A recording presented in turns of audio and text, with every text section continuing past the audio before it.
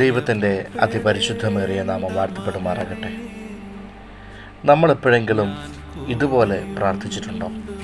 എനിക്ക് മനപീഡകൾ വർദ്ധിച്ചിരിക്കുന്നു, എൻ്റെ സങ്കടങ്ങളിൽ നിന്ന് എന്നെ വിടുവിക്കണമേ.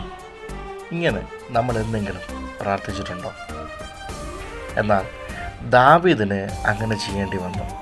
25-ാം സങ്കീർത്തനം അതിൻ്റെ 17-ാമത്തെ വാക്യം വായിക്കുമ്പോൾ അവിടെ ഞാനീ പറഞ്ഞ ഒരു പ്രാർത്ഥന കാണുവാൻ കഴിയും.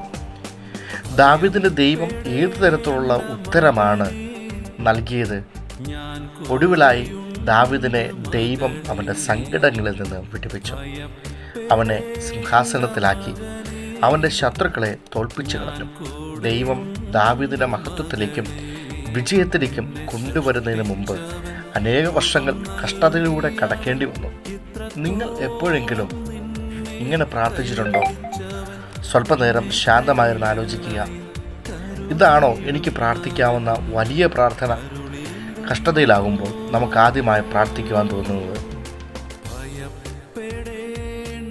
എന്നെ ഇതിൽ നിന്ന് പുറത്തു കൊണ്ടുവരണമേ, അല്ലെങ്കിൽ വിടുവിക്കണമേ. എന്നാൽ നാം അങ്ങനെയല്ല പ്രാർത്ഥിക്കേണ്ടത്. എന്നെ പണിയണമേ. നമ്മുടെ കഷ്ടങ്ങൾ വർദ്ധിക്കുന്നതോടൊപ്പം തന്നെ നമ്മയും വർദ്ധിപ്പിക്കുന്നു. നാം വളരുന്നു എന്ന് കാണുമ്പോൾ നമുക്കുള്ളതിലും വലിയ സേവന സ്ഥലങ്ങളും ശുശ്രൂഷയും തരുന്നു. ഇത് നമ്മെ വളർത്തുന്നതിൻ്റെ ഒരു ഭാഗമാണ്. കുഞ്ഞുങ്ങളെ അമ്മയുടെ മാറിടത്തു നിന്ന് മാറ്റുമ്പോൾ അവർ അസ്വസ്ഥരാകുന്നു, അസന്തുഷ്ടരാകുന്നു. അവർ ചിന്തിക്കുന്നത് അമ്മ ഇനി ഒരിക്കലും എന്നെ സ്നേഹിക്കില്ല എന്നാണ്. പക്ഷേ അമ്മ എന്തുകൊണ്ടാണ് കുഞ്ഞിൻ്റെ മുലകടി മാറ്റുന്നത്? അവൻ വലുതാകണം, അവൻ പ്രായപൂർത്തിയിലെത്തണം. അവന് എന്നേക്കും അവൻ്റെ അമ്മയെ ആശ്രയിച്ച് കഴിയുവാൻ സാധ്യമല്ല.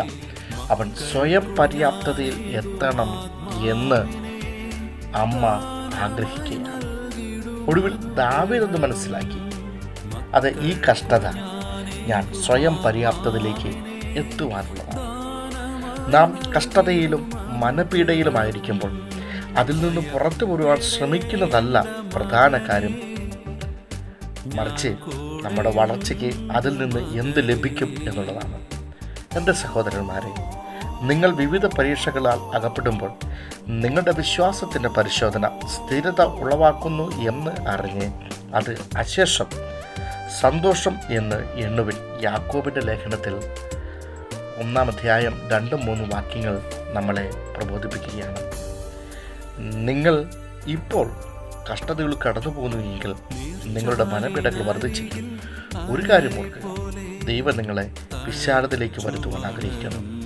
നിങ്ങൾക്ക് വിശാലമായ ഒരു ശുശ്രൂഷയും ഒരുക്കിയിരിക്കുന്നു.